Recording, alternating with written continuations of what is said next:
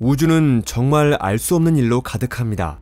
인류는 역사 내내 이 끝없는 어둠 속에서 언젠가 설명할 수 없는 무언가, 어쩌면 우리에게 위협이 될지도 모를 존재가 갑작스레 나타날지도 모른다고 두려워해왔습니다. 아니, 때로는 상상도 할 수 없을 만큼 무시무시한 것들이요. 세계의 모든 고대 신화와 전설에는 하늘에서 내려온 방문자들에 관한 이야기가 빠짐없이 등장하는데요. 수메르 신화의 아눈나키 신들은 니비루라는 행성에서 지구로 내려온 존재로 전해지죠. 이집트인들은 시리우스라는 별을 여신 이시스와 오시리스와 연결지으며 거기서 신성한 지식이 전해졌다고 믿었습니다. 마야인들은 사람들에게 지혜와 달력을 전해준 하늘의 뱀에 대해 이야기합니다. 그리고 그리스 신화에서도 티탄과 올림포스의 신들은 멀리 떨어진 우주에서 인간 세계를 지배하기 위해 찾아온 존재들로 자주 그려집니다. 안녕하세요 여러분. 이제 우리는 태양계가 유일한 별의 집합이 아니라는 사실을 확신하고 있습니다. 지구에서 수백 광년 이내의 범위에서만 해도 이미 수천 개의 외계 행성이 발견됐고, 그중 수십 개는 이론상 생명이 탄생했거나 심지어 지적인 생명체가 존재했을 가능성까지 있습니다. 그렇다면 언젠가는 그런 생명체들이 우리 은하의 이 구석진 곳을 찾아올지도 모른다는 기대 해도 되지 않을까요? 그런데 만약 그 언젠가가 바로 지금이라면요? 현재 이 사건은 3I 아틀라스라는 다소 밋밋하고 무미건조한 명칭으로 불리고 있는데요. 하지만 이 이름 뒤에는 우리 태양계에 시속 24만 5천 km의 속도로 돌진한 놀라운 항성간 천체가 숨어 있습니다. 이 천체는 2025년 7월에 천문학자들에 의해 발견되었고, 태양계 외부에서 온 세 번째로 확인된 우주의 방문자가 되었죠. 여기는 토픽입니다. 아직 외계인의 침공은 아니지만 아주 먼 우주에서 온 존재라는 점만은 확실하겠네요. 흥미가 생기셨나요? 그럼 지금부터 함께 살펴보시죠.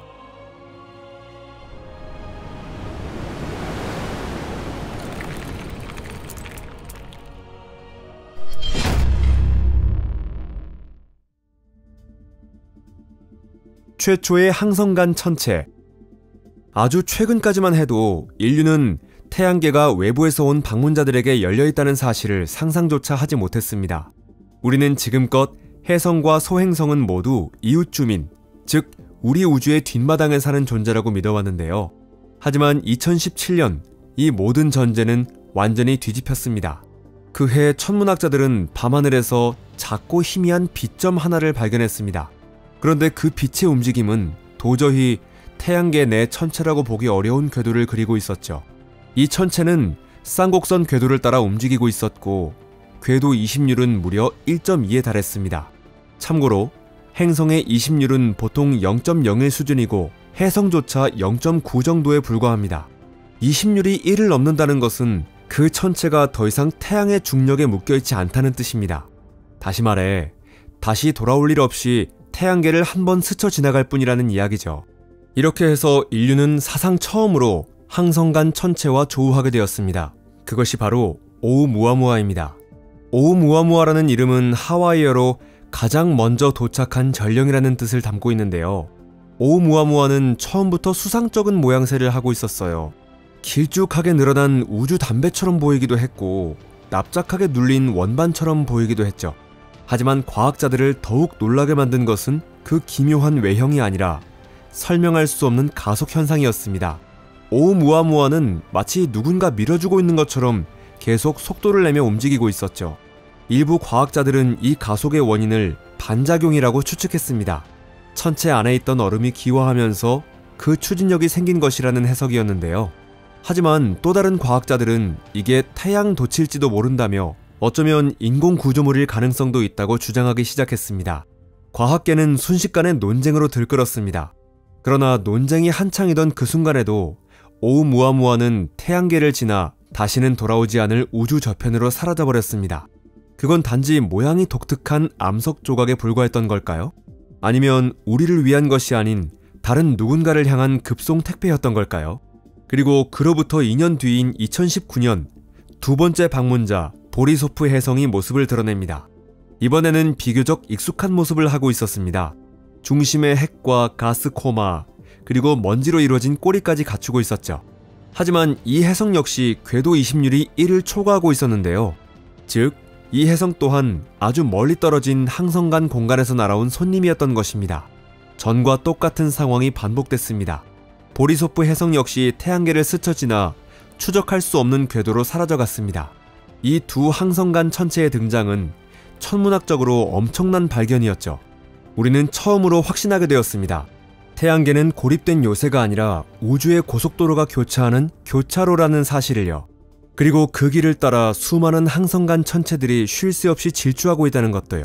그것은 다른 행성의 격동적인 과거에서 떨어져 나온 파편일 수도 있고 아니면 훨씬 더 흥미로운 무언가일지도 모릅니다. 그리고 지금 세 번째 방문자가 모습을 드러냈습니다. 새로운 항성간 천체, 바로 3I 아틀라스입니다. 이 천체는 오umu아무아와도 보리소프 혜성과도 전혀 닮지 않았습니다. 이것은 완전히 새로운 미스터리이며 이제 막 우리 눈앞에 그 모습을 드러내기 시작한 존재죠. 새로운 방문자 3I 아틀라스. 2025년 7월 아틀라스 자동 탐색 시스템이 하나의 이상한 천체를 포착했습니다. 처음엔 수많은 별빛 중에 섞인 아주 희미한 점 하나에 불과했죠. 하지만 궤도를 계산해본 결과 이 천체는 태양계에 속한 소행성도 아니고 흔히 볼 수 있는 혜성도 아니라는 사실이 밝혀졌죠. 그 궤도는 쌍곡선을 그리고 있었고 20률은 무려 6을 넘었습니다. 이는 태양의 중력에 강하게 잡혀있는 어떤 천체보다도 몇 배는 높은 수치인데요. 이것이 의미하는 바는 단 하나, 이 천체는 별들 사이의 공간에서 날아온 존재이며 다시 그곳으로 되돌아갈 것이라는 점입니다. 이렇게 해서 인류는 3I 아틀라스라는 이름의 항성간에서 온 세 번째 방문자와 마주하게 되었습니다. 여기서 중요한 건 아틀라스가 정확히 무엇인지 이해하는 것입니다. 아틀라스는 지구 충돌 소행성 최종 경고 시스템의 약자로 하와이에 설치된 후 칠레와 남아프리카까지 확장된 자동 망원경 시스템입니다. 그 주요 임무는 지구에 위협이 될 가능성이 있는 소행성이나 혜성을 탐지하는 것이죠. 아틀라스 망원경은 매일 밤 관측 가능한 전 하늘을 빠짐없이 스캔하며 수만 장의 사진을 촬영합니다. 그리고 알고리즘이 이 사진들을 자동으로 비교하여 움직이는 점, 즉 소행성이나 혜성일 수 있는 천체를 찾아냅니다. 만약 그 천체가 기존에 알려지지 않은 것이면 시스템은 즉시 국제천문학자 네트워크에 그 정보를 전송하고요.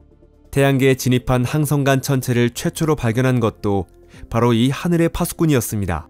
3I 아틀라스의 속도는 상상을 초월하며 시속 약 24만 5천 km에 달합니다. 만약 이 천체가 지구 근처를 지나간다면 달에서 지구까지의 거리를 2시간도 안 되어 가로지를 수 있을 거예요. 그야말로 태양계를 질주하는 우주의 특급 열차죠. 이 천체의 크기도 실로 엄청납니다. 예비 분석에 따르면 그 지름은 20km에 달하는 것으로 추정됩니다. 이는 현재까지 알려진 가장 거대한 혜성들과 어깨를 나란히 하며 과거 지구의 역사를 뒤바꿨던 일부 소행성들보다도 더 큽니다. 3I 아틀라스는 다행히도 지구에 직접적인 위협은 주지 않습니다. 이 천체는 지구로부터 멀리 떨어진 경로를 따라 지나가며 태양을 사이에 두고 지구의 반대편을 통과합니다. 3I 아틀라스는 내 태양계를 관통하는 길고 가느다란 쌍곡선 궤도를 따라 이동 중이며 그 궤도는 이미 천문학자들에 의해 정밀하게 계산되어 있습니다.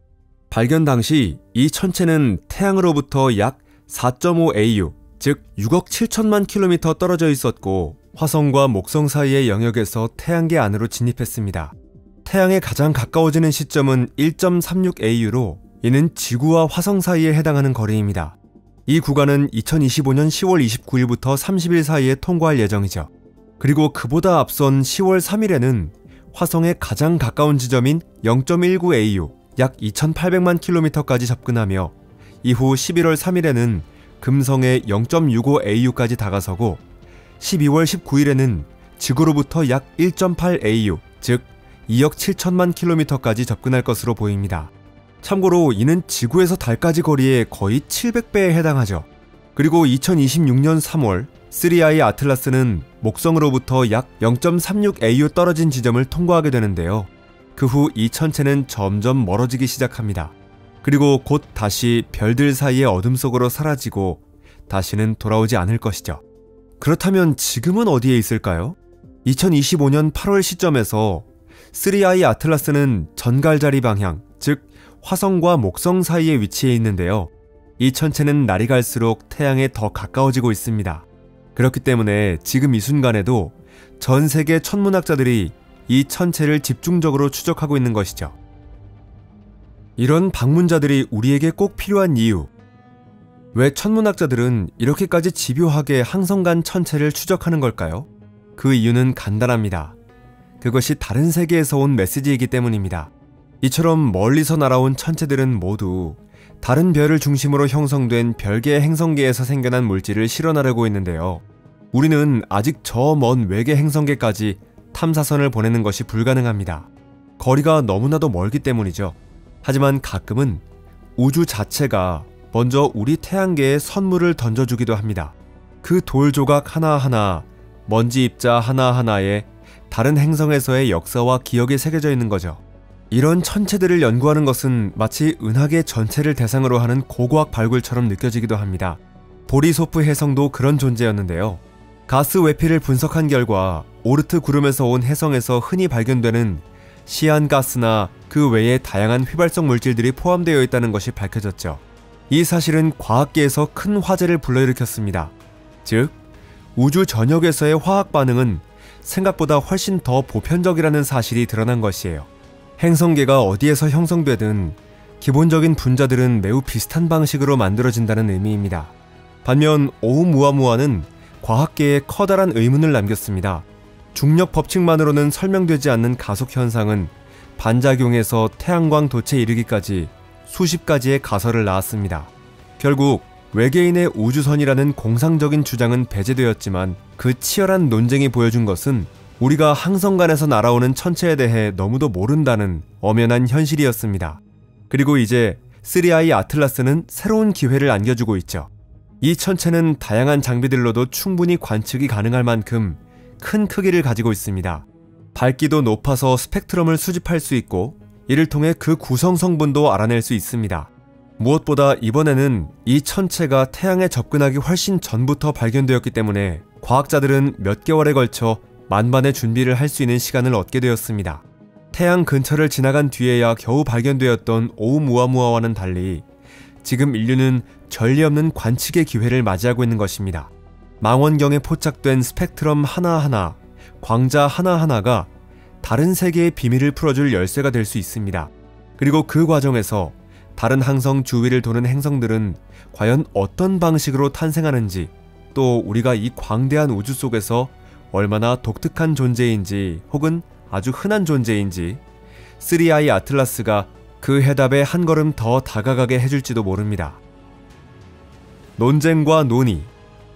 과학의 세계에서는 때때로 엄밀한 계산보다도 상상력을 시험하는 듯한 가설이 제기될 때가 있습니다.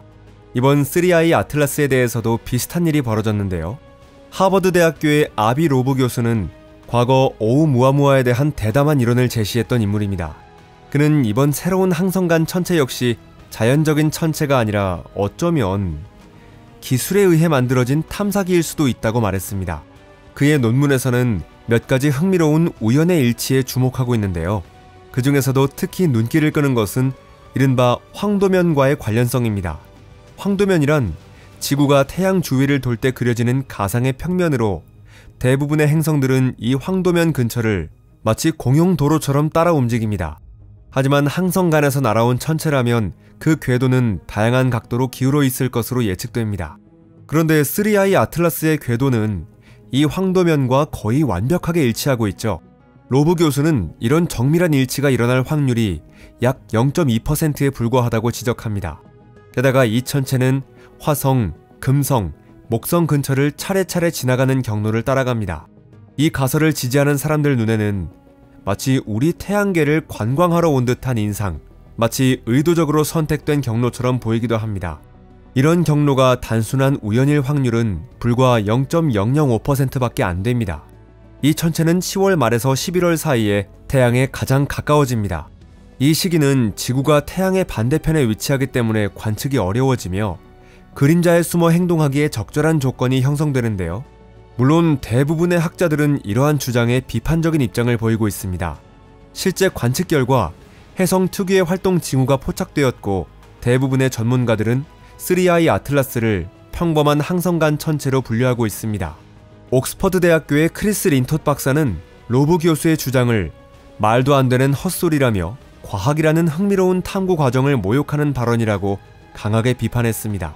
로브 교수 본인도 이 천체가 자연적으로 발생했을 가능성이 가장 높다는 점은 인정하지만 모든 가설을 자유롭게 공개적으로 논의하는 것은 지적인 훈련으로서 충분히 의미 있다고 주장합니다. 은하계에서 온 편지. 이 모든 논쟁의 중심에 있는 그 천체는 곧 태양의 가장 가까운 지점을 지나 태양계의 경계를 벗어날 예정입니다.